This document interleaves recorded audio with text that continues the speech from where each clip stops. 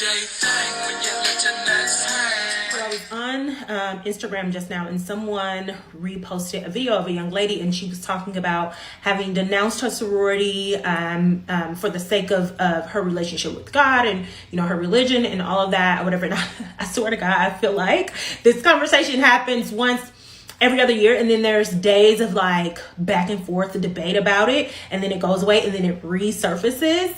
I also made a video on my YouTube, you have to scroll down for a while to find it, where I talked about having disassociated myself from my sorority and just the idea of being in the sorority altogether. It has nothing to do with God and religion, which I love the Lord, but I mean, for me, that's a little bit of a reach, but to each their own. Everybody has their reasoning for why they do things, and they should be allowed to have that, but that ain't it. So I decided I'm going to give TikTok a little snippet of that story time since we're having this conversation again. Hopefully I don't have to do a part 2, but if I do, I apologize in advance because I hate that. I'm going to start off by saying I should have never joined the sorority. And it's mainly because it's just not me. I've never been like a group or like team activity type person, had never played a sport, had never been on any type of social club or anything like that. But I started off at an HBCU. I graduated from an HBCU too, but I started off at a different HBCU. And if you know anything about HBCUs, they have campus queens, right? And I wanted to run for Miss what that HBCU was. And my issue was that let me tell y'all, I lived in projects from the time I was born until the time I left for college, right? So I was fresh up out the projects. I still very much had like, you know, my defense mechanisms, my trauma responses, all of that was still very much in me. So I, you know, got into a little scuffles when I first got to college, right? And so when you're ready to run for offices at the school, people don't forget that, right? And so I had to start doing some damage control. So I joined a couple like school activity boards and things like that.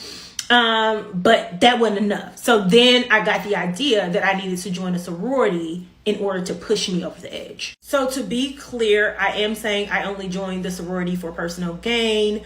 I chose the sorority that I chose because they were the most likable, and by my analysis, I would have had the best chance to win being associated with that sorority, and I would have chosen any sorority that fell in that category. I had no allegiance to any of them. I don't think that I would have had any difficulty getting chosen for any of them at that time at the school that I was at. Like I said, I had been working on rehabilitation, and you know, for the most part, was fairly popular on the campus. So I don't think I would have had an issue getting chosen for any of them, to be honest. I decide I'm going out for the sorority. I tell my friends. I don't tell them why, because I feel like they were going to try to talk me out of it. Like it wasn't a good idea, but I did tell them. They were a little bit like, when did that happen? When did that interest come about? Even when I went to the interest meeting for the sorority, the girls were like, because usually, you know, you show interest prior to showing up at an interest. I just came. So I crossed the sorority. Immediately that next semester, it was time to run for Miss that HBCU. And so declared, let everybody know I was running, all of that. At the same time, we decided to have another cross through another line of girls. And then the plan works. I win Miss that HBCU. And it was at that moment, one of the proudest moments of my life. And I talked in my YouTube video about why it was so significant. I immediately go into Miss that HBCU mode. We got to give me dresses. We got to give me suits. We got to, you know, we got to do this and that. I got to move. Get prepared to move to like my queen quarters. Like I'm on cloud 9. And then I go out of town one weekend and I get a phone call. That call was to let me know that we were being investigated for hazing and that we would have to appear before the disciplinary board of the university. So we have a group meeting, and I did not feel good after that meeting. I immediately left and started applying to other schools because something in my spirit told me that this was not going to end well for me. We also had individual meetings. In my individual meeting with the board, they did offer me an out because I had just won Miss that HBCU, and it was sort of a big deal for the university in the city. But I would have to admit that there was hazing happening. I would be excluded from any consequences at the expense of all the other girls. And y'all know I wasn't doing that.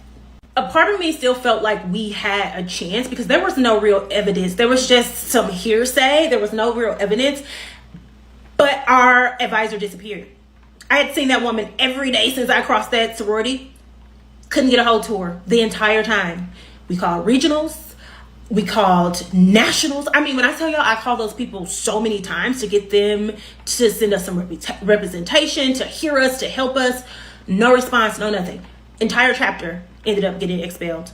We had people that were graduating that semester expelled. I lost all of my credit hours, expelled. We all got expelled.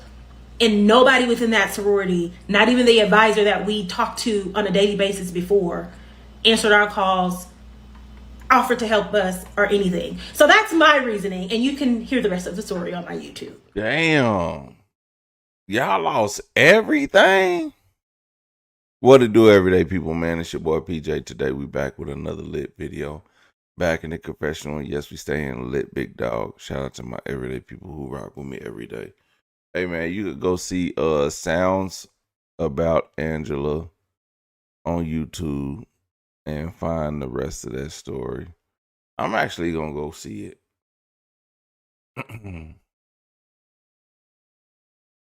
I'm actually gonna go see it.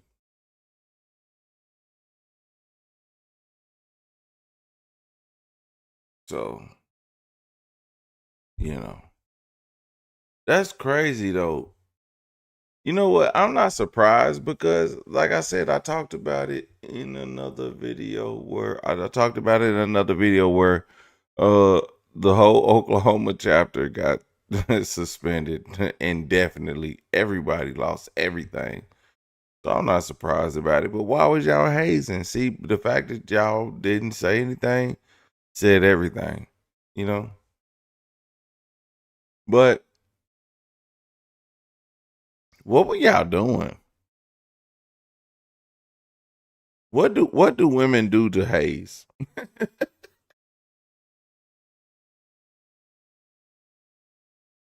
Y'all can't be doing that much.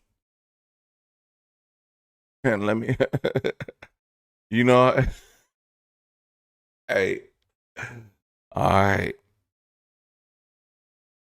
See, somebody said, "Oh, you date white women. You don't know nothing about this." I don't date white women, but let me tell you something. And I have black sisters, so these jokes that I say come from the heart. They come from the soul. Every joke I say come from experience. Okay? So this joke, although it may be harsh, it comes from experience. Okay? So that's why I put that disclaimer on the front of every one of my videos, because I just want y'all to be like, damn, okay. All right. So hear me out. So when y'all haze, do y'all take a hot comb and like touch up the back? I don't know if you put that mug on if you put the hot comb on the stove and then you like, the most, the most craziest sound early on a Sunday morning is your mama like clinking that the press and curl thing that you put on the stove, and she like clacking it together. I don't know why they clack it together. Maybe it's to cool it off. Like they be like clack clack clack clack clack clack clack clack, and then they put it on your sister. It be like, and they put that blue magic on there, and you hear that sizzle. If they need to haze y'all with that, because all this other shit is.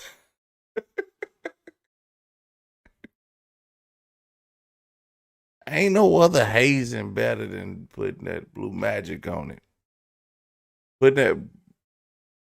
Doing that hot curling and that blue magic, boy. Hey, your shit smoking. Hey, then you see, it's Easter Sunday. Easter Sunday was last weekend. You know how many girls back in 1993 used to go to church with like that little burn on their ear? Like your mama got a little too close. It's either It's either a burn on the forehead right here or a burn on the ear. You be like, ooh, you got that. Your mama had that thing on that stove. I'm too old for y'all. My bad. Y'all think I be playing, man.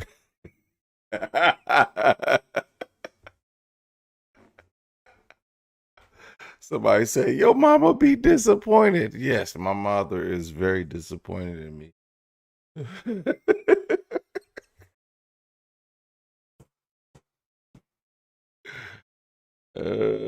Just bullshitting, man. Shout out to my ladies, man. I know, man. I just seen it, but y'all don't. Y'all don't know. I just seen it all, man. Y'all be.